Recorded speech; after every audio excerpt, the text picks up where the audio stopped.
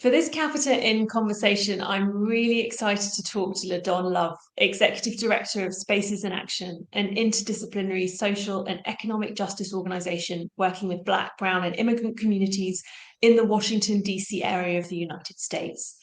Spaces in Action is focused on using people-centred narratives to elevate the voices of individuals and communities to advocate for their needs and goals.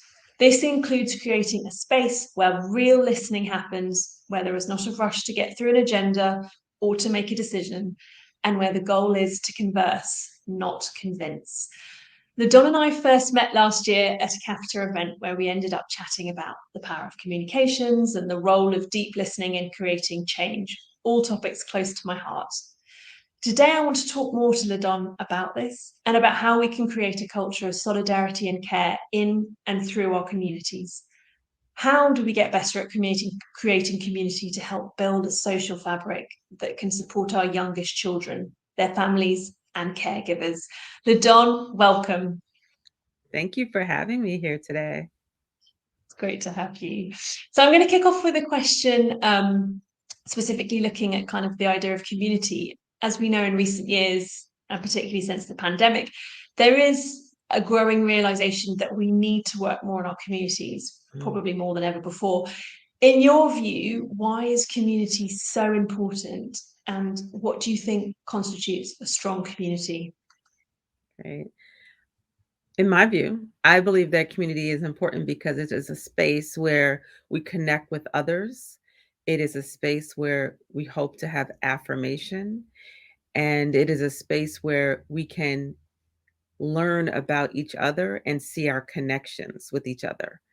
Sometimes we think that we're very, very different, but when we start to share our stories, we realize the similarities and we get to have more respect and appreciation for the differences because our communities are made up of many different people.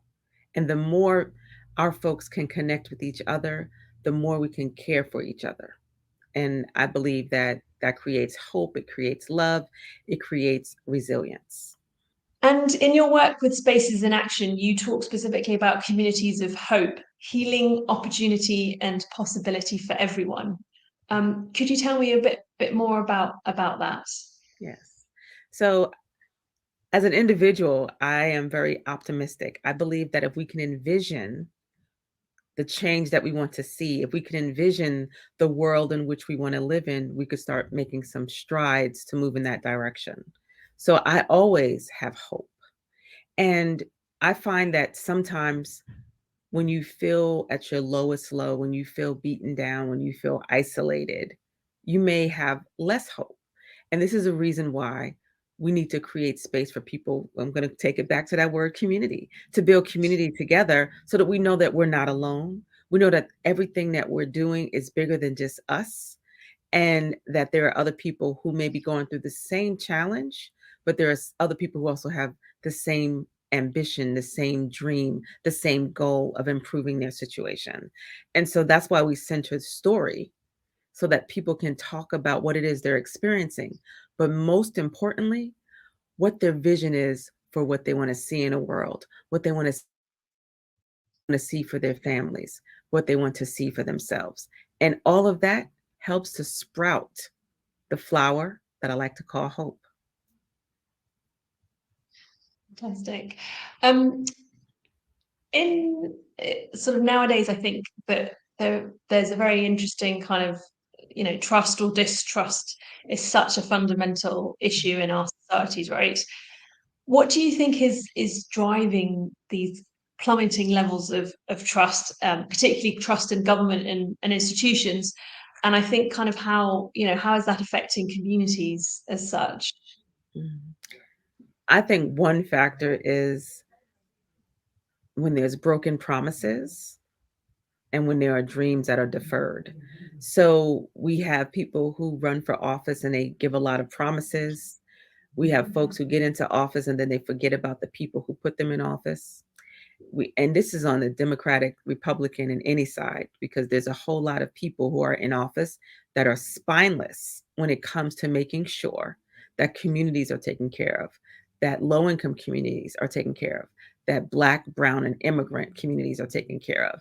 And they wouldn't be in those offices if folks were not voting. So I think we need to do more work on accountability once people are in office. And we need to build a stronger sense of determination and a demand from the community to hold them accountable. We just had a child tax credit here in America last year, and it wasn't extended because some spineless elected officials decided that it was not in their interest to make sure that families had about 300 or more dollars a month to help them make ends meet. So again and again, we see where elected officials who have the best health insurance, who have a viable and living wage, who have supports to make sure that they have housing, are not making sure that everyone who lives in America has access to the same thing. So why should someone trust someone who time and time again shows them exactly who they are? What will it take really to rebuild trust, particularly in communities of colour? Well, when we think about the building of the trust, I think one, we need to start at home, right? So, how are we building our own base of people who have deep relationships and deep connections with each other? For us, it starts with listening, active listening, which you talked about earlier as deep listening, where you're listening for understanding and you're asking questions for clarity, but you're not thinking of what response you want to give to a person. And then affirm the person for what they shared with you. Because when someone takes the time to share who they are, it's important that we also give them recognition for us hearing their story. And in our practice, we tend to retell pieces of the story that connect with us so that one, the person knows that they were listened to and not just heard. And you get to connect how their story is touching you in a personal way. So that's one way of building those interpersonal connections through storytelling. But then you do it on a broader scale because you want folks doing one-to-ones, conversations, or relational meetings with others and doing that same process so that they're making connections. And then we bring them to a community action, a community meeting, so that folks can do some development and joining together to make deeper connections, but also connecting it to a broader goal. And that group would then decide what are the issues that are impacting them and then create community centered solutions that may turn to be a policy solution. It may be an action solution. It may be a relational solution. So, but most importantly, it is community centered because the community is developing what that solution is. Then that is what we take to talk to maybe an elected body or an agency or another um, configuration that is going to get the community what it needs. But there also has to be that accountability of the folks who are in office to make sure that they're doing what they're supposed to do. How do you think that efforts to rebuild trust and connection in families and communities can align with efforts to promote like parent-child connection as the basis for lifelong flourishing, as we like to talk about it at Capita? Yes. So we have several programs or activities that we do. So one, our storytelling. We teach people how to tell their story so that they are connecting their values and who they are to a big problem that they're facing. But the power is in them saying what the solution should be and the action steps that need to be taken in order to move towards that big, bold solution. And there's always these epiphanies and aha moments that people have. One, they realize they have a story. And two, they realize that they are the ones that we've been waiting for because their solution is something that will not just help them, but help the broader community. And then we also do a process called parent cafes. We've learned this technique through Be Strong Families. And this is a guided conversation that is based on 5 protective factors that allows a person to connect with each other. And there's a question based on that protective factor that is asked. And then there's small group conversations where people get to bring their lived experience. And sometimes People bring in things that they're going through right now that they're grappling with, but they get to work in a small group and have a conversation and come up with some answers together. And then we always have resources available too, because there's a theme that's associated with the conversation. And we'll find resources, resource people, or resource readings, agencies, and things of that nature that we can share with the folks who go through this conversation, so that we don't just leave them there, but we also connect them to other resources they may need. But then they also make a connection with each other. A lot of times, new friendships are developed through these conversations of sharing their story through our storytelling session, and then also through the parent cafe. And then in addition to that, we hold different meetings. And after the meetings, our staff follow up with the individuals who attend. And we ask, what did you like about the process? What do you wish were different? What questions does it leave you wondering? And that helps us do several things. One, it helps us to understand what the person went through. We get to learn their self interest, and we get to figure out how we can become better. Because our motto is practice, practice, practice, get better, and practice some more. Because it's not about perfection, it's about growing. And when we do this with our members and our staff together, we all get to improve our knowledge and improve our skills and build our confidence. And then we also follow up with the folks who said they were coming to the meeting that don't show up. Why is that important? It is important because we get to connect with the person and let them know that they were missed. There's so many times that we do things or go places, and when we're not there, no one lets us know that we were missed. No one lets us know that our absence was felt. And we need to know, we need our members to know that when they are not there, we notice it. We want to know that they're okay. So that's like a wellness checkup. And then we also get to debrief them on the meeting. And then we ask them to come to the next meeting. And most times, this leads to folks saying, I'm definitely going to make it next time, and I'm bringing someone. We also have this model of when you learn something, you are responsible for teaching at least 5 other people. That's how we're going to create this ripple, so that it continues to build and build and build, because no one person can do it alone. And we understand that, and our folks understand that. And then one other thing that we add to the process is making sure that we incorporate language justice. So, as you mentioned, our base is Black, Brown, and immigrant.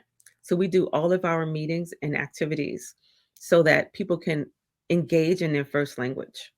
So right now we are able to manage English and Spanish. So we'll have interpreters during our Zoom calls who are able to speak in Spanish or English to make sure that people who are speaking speak in their first language. But everyone gets to engage in real time. And when we have in-person meetings, we have the devices and interpreters so that people can have the device on their ear and still listen in real time. This is important because, one, we want people to speak in their first language. Two, we want people to know that that we have a sense of belonging for all. We want people to know that this space is for them. And we get to also see that we're living the same lives in different languages. And folks are making connections. One of our bilingual speakers, actually, let me say this, he mostly only spoke Spanish the first while. I don't even know how long. I'm just saying while that he was engaged with us. And then he started speaking English. He speaks pretty good English as well. And on one of our calls that we had, we were doing our Like, Wish, Wonder. And he said that Spaces in Action is a space to him that creates a community where he knows and feels that he belongs, and how much he appreciates the space, the vibe, and the culture that we've created in the organization that really wants people to show up as they are and move forward and build together. So to me, that was a really powerful statement. And his name is Franklin. It was a really powerful statement that Franklin shared with us. Oh, that's a great story. And actually, so going back as well to the deep listening dimension, which is a lot of what we were talking about when we met last year.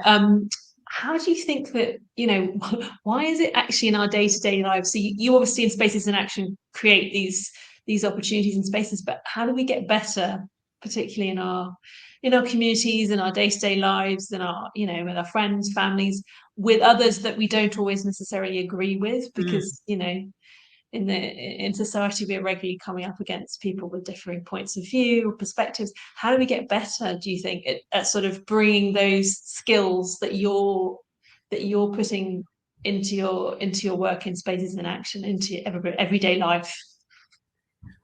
Practice. Because it will never be perfect. I think we need to practice. We need to practice listening for understanding. It's not about listening for agreement, listening for understanding, and beginning to respect our differences and finding the similarities. And let's build on the similarities first and then talk about the differences. Because not one person that I know lives a one issue life. People live a multi issue life, right? And there's intersectionality across these issues because a person who is pregnant is going to need childcare, and they're going to need healthcare, and they're going to need housing, and they're going to need a network and a community of people to be the backbone and support for them. So all of these different pieces are intersected. And there's different challenges that people face. There's challenges that a Black person, a Black woman would face. There's challenges that a Latina woman or a Latino would face. There's challenges that people would face because of disabilities, because of their sexual orientation. How do we create a space that just lets people belong and get to know each other before we add all of those labels? Who are you? What makes you tick? What makes you happy? What brings you joy? What challenges you? How do you overcome those challenges? How do you deal with anxiety? And we may find that there's things that we do similarly, but we also may find that there's things that you can learn from me and there's things that I can learn from you. And it all starts with sharing our story. What's one project you've dreamed of but haven't started yet? One project. I will put this one organizationally. I want to create a project that allows community members to do action research. We do a lot of research and we work with institutions and some of our national partners, and we'll help develop the questions, and then somebody analyzes and write the report and they bring it back, and then we use that report locally to support our work. What I want to do is build up the muscle, the knowledge, the confidence of our members so that we are doing our own action research, developing the hypothesis, creating the questions, analyzing the data, writing the report, and then promoting that report. We create all types of tools that we develop in the community with the community. So we've done infographics, we've done moving graphics, we've done short videos to depict how a program runs. But this action research could be something that goes deeper. And I believe, this is my own hypothesis, is that once the community learns this skill, not only will it help Spaces in Action do our work, but it will help them individually increase their earning power. Because when these institutions come in and say, hey, we want to do this research project, we'll say, we have a team of leaders who are ready to help you. What's the budget so that they can get paid to do this work? And they can put it on their resume. Because if you write something on your resume, you need to be able to describe how it is, right? You need to be able to say, this is how I did the work, this is the role I played. So they'll be able to do from A to Z the whole process. I believe this will help them even create new opportunities for themselves in the world that they live in the world they want to change. And we also have a community builder program. So if they come through our community builder program, we've hired some of our community builders as full-time staff. And the folks who wind up not staying with us move on to other places, but they still have a skill set they could take with them, because what you learn, no one can take from you. And I think that's a great way to end, LaDon. Thank you so much for talking. It's always great talking to you. And wishing you lots of luck with in the coming months and year ahead with all your plans with Spaces in Action. Thank Thank you you. for joining me. Thank you for having me.